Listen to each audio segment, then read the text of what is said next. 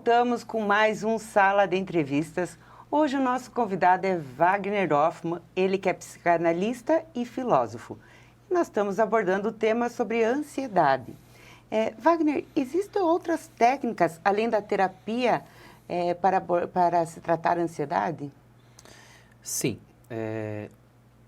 A terapia é essencial, ou seja, assim, primeiro de tudo é terapia, mas existem outras formas que auxiliam. No caso que não são terapia, mas são terapêuticos, que ajudam a reduzir a ansiedade, reduzir o estresse. Então, são várias coisas que auxiliam nesse processo. Para algumas pessoas a caminhada depende muito da historicidade da pessoa. Então, isso é terapêutico. A caminhada é terapêutica, ou seja, ela não é terapia. Por quê? Porque na caminhada não tem, a menos que você tenha o psicólogo ou o psicanalista que faça a caminhada junto contigo, acho que é possível também. Mas, assim, nesse sentido, a caminhada ela é terapêutica, mas ela não é terapia. Ou seja, não tem um profissional que está ali auxiliando para que eu possa fazer um processo melhor, para que eu possa organizar as minhas ideias com o auxílio de um profissional mesmo.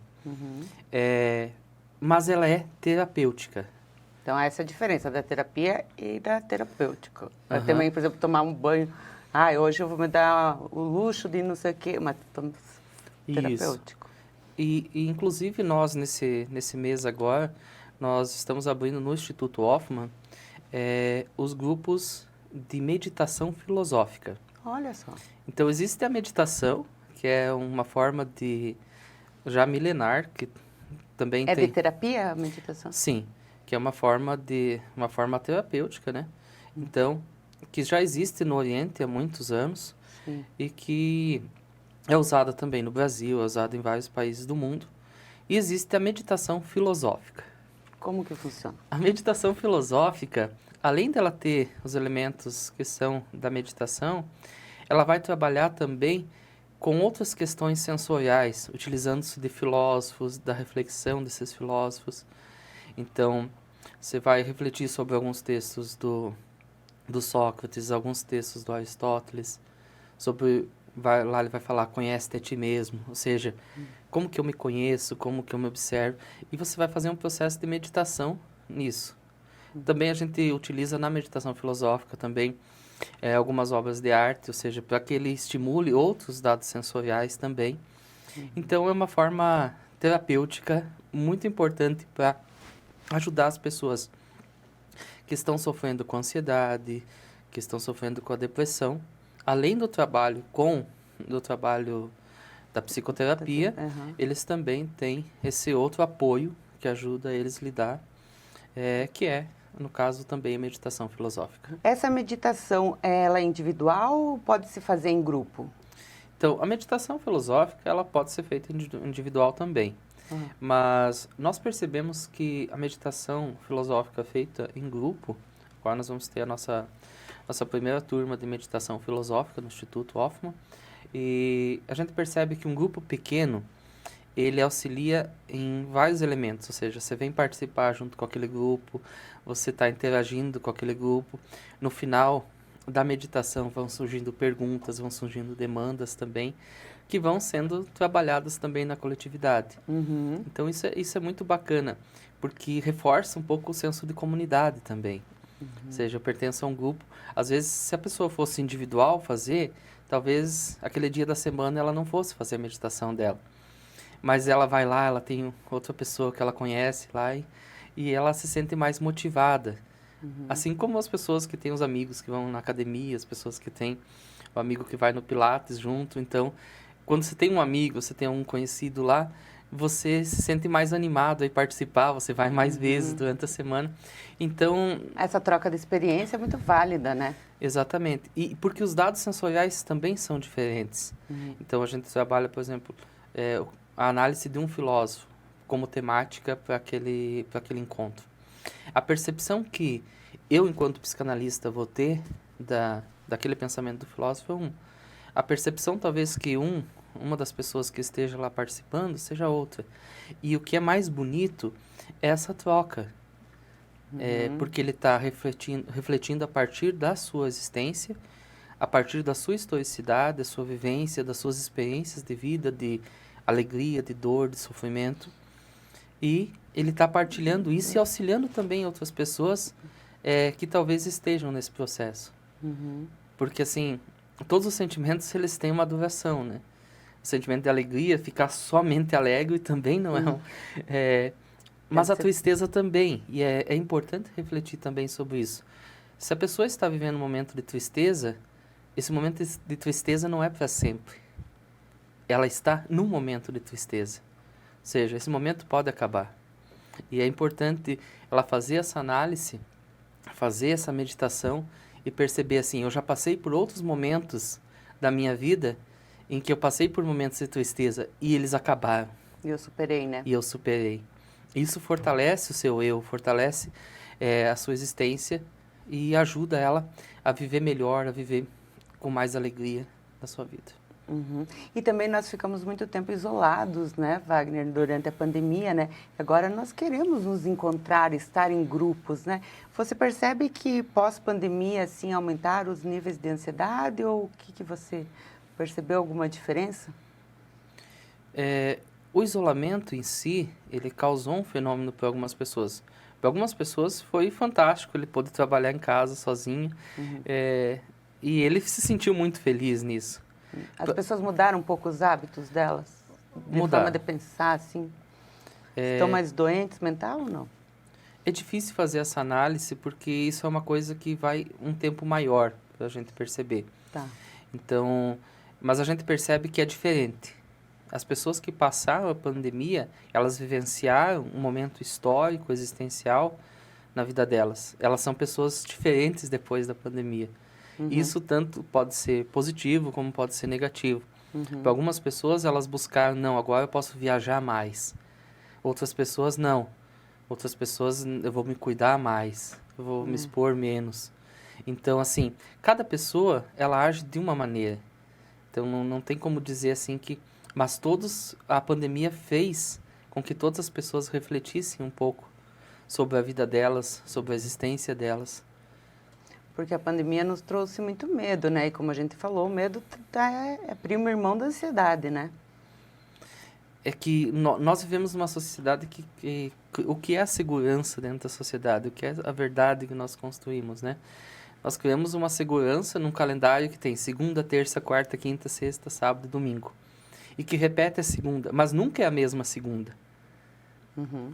Essa quarta-feira, ou essa terça, ou essa segunda que eu estou vivendo, ela é única na minha existência. Mas nós criamos um mecanismo para nos dar segurança. Ou seja, nós temos uma outra segunda. Isso nos dá a segurança de que começou uma outra semana. Mas cada dia na nossa vida é único. O Heráclito dizia uma coisa que eu acho muito bonita, que ele dizia, nunca passamos 2 vezes pelo mesmo rio. Porque nós, enquanto pessoas, estamos numa constante transformação. Né? E a água que passou há 2 minutos no rio não é a água que está passando agora. Uhum. Então, nós somos seres em transformação. E nós podemos tanto mudar, se a gente for fazer uma análise mais profunda, tanto sermos seres melhores como não sermos seres melhores. Uhum. Então, como nós direcionamos a nossa vida a partir disso, é o que vai fazer a gente construir o nosso futuro e a gente viver melhor. Uhum. E a família e os amigos são muito importantes também nesse tratamento, né, de ansiedade desse paciente, né, Wagner? Com certeza. A família é o elemento essencial. É assim, a gente chama de um grupo de apoio. Você tem um apoio, você tem um alicerce, você tem com quem contar, seja seu pai, sua mãe, seu tio, um amigo, que você consiga... Olha, eu não estou bem. Preciso de ajuda. Eu preciso de ajuda. Essa pessoa que vai saber te direcionar, não, ó. Você tem que ir lá com um psicólogo, você tem que ir lá com um psicanalista. Ou a pessoa não percebe, né? E o parente percebe, ó, você chegou no momento que você precisa de ajuda, né? Sim. E às vezes é aquela pessoa que é alegre, assim, e daí em determinado momento ela muda esse comportamento. Então isso também é um sinal... É um sinal de alerta para que busque dialogar, que a família busque conversar. Tem também a questão de muitos filhos, que os filhos se trancam no quarto também. Eles têm tudo que eles precisam no quarto, claro, mas né? Eles acabam perdendo o vínculo e convívio com a família. porque ele fica no mundinho dele. E uma das coisas importantes de ter esse grupo de apoio é que ele consiga ter momentos de convivência com a família, ter momentos em que ele possa partilhar as coisas. Isso é também uma questão que é terapêutica. E muitas pessoas caem no vício também, né? Por causa da ansiedade, né? Pela falta de procurar ajuda, né? Tem muitos vícios, assim, que são gerados pela ansiedade, né? Como o cigarro, né? A bebida. A pessoa ela vai buscar uma tentativa um pouco desesperada, né? Assim, não muito racional, digamos assim, mas buscar alguma forma de ela Sair daquele momento, né? Ela está sentindo um desconforto existencial que a ansiedade está provocando nela, e ela vai buscar alguma coisa para ela aliviar essa tensão. Então, ela poderia fazer isso com uma caminhada, ela poderia fazer isso com tantas outras coisas que são terapêuticas, como a gente diz aqui, mas às vezes ela acaba indo para outro caminho. Sim. E esse caminho, péssimo, né? Quando já existe lá na historicidade dela já elementos que auxiliam no processo dela ter um vício, que ela já tem uma certa tendência a ter isso só soma com um problema que ela já tem, ou seja, ela tem um problema, em vez dela solucionar esse problema, de buscar uma forma, ela está juntando mais um problema. Então agora já são 2 problemas, e como ela vai lidar existencialmente com isso, ela precisa de um grupo de apoio, ela precisa... E aí nós temos em várias cidades, né, os grupos do AA, os grupos dos... Assim, que são grupos que ela pode estar também tendo um momento terapêutico, tendo pessoas com quem ela consegue partilhar esses momentos, que é importantíssimo. E a tecnologia, ela pode vir ajudar na ansiedade, ou você acha que ela atrapalha? Então, a tecnologia, assim como outras ferramentas, ela pode ser útil ou ela pode não ser útil. Então, a que momento a tecnologia é útil? A tecnologia é útil no momento que ela me auxilia a resolver problemas, e que eu sou não um usuário apenas da tecnologia, mas alguém que consegue produzir com a tecnologia. Hoje nós temos um avanço enorme do uso da inteligência artificial. Algumas pessoas elas se tornam dependentes da inteligência artificial, ela vai querer que a inteligência artificial faça muitas coisas para ela, e outras pessoas vão usar a inteligência artificial para alavancar ainda mais o que ela já faz. Se ela conseguia fazer num determinado ponto, ela vai conseguir fazer muito mais nesse ponto. Mas a tecnologia também, ela tem uma questão do uso, de usar com sabedoria a tecnologia.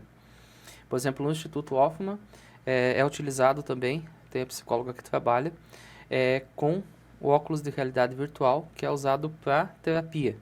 Ou seja, a pessoa que sofreu um acidente de carro, que ela tem medo de dirigir na rua, ela está agora no ambiente da terapia, em que ela vai vivenciar, através do óculos, essa realidade, e ela vai ter a ajuda da psicóloga para ela enfrentar isso. Tem pessoas que não podiam mais dirigir, que elas voltam a dirigir, fazendo esse processo da terapia. Nossa, então, que bacana. É a tecnologia, que é uma ferramenta nova, que nós não tínhamos essa possibilidade. Então, o óculos de realidade virtual é uma ferramenta fantástica para que a pessoa possa estar vivenciando sem os riscos, medos, né? Sem os riscos de estar no trânsito lá com o carro. Porque o que acontecer nesse ambiente simulado é tranquilo. Ela tem como parar a qualquer momento. A psicóloga observa também o que ela está vendo no óculos, e tem, a partir disso, como trabalhar várias coisas na existência dela, trabalhar isso de forma que a terapia auxilie ela a voltar a ter um processo, a voltar a ter uma vida normal, né? Então, procurar ajuda é sempre importante, né, Wagner? Muito obrigada por você ter aceitado o nosso convite e ter vindo até aqui nossos estúdios com essa explanar todo esse teu conhecimento. Foi muito enriquecedor. Muito obrigada novamente. Quer deixar alguma consideração final? Eu gostaria de agradecer a todos que estão nos assistindo. Quem quiser seguir também o meu Instagram, né? Sim, nós vamos deixar no GC. Então é psicanalista.wagnerhoffmann. Então, quem quiser seguir lá, acompanhar, a gente aos poucos também coloca algumas dicas. É uma correria também para o psicanalista, mas assim, a gente busca sempre produzir conteúdos que ajudem e que beneficiem para que a pessoa tenha uma experiência de vida melhor, que ela consiga refletir melhor sobre o que acontece na vida dela e que auxilie as pessoas que também participam lá. Muito obrigada, Wagner. E obrigada a vocês que nos acompanharam em mais um Sala de Entrevistas. Esperamos vocês no próximo e tenham um ótimo dia.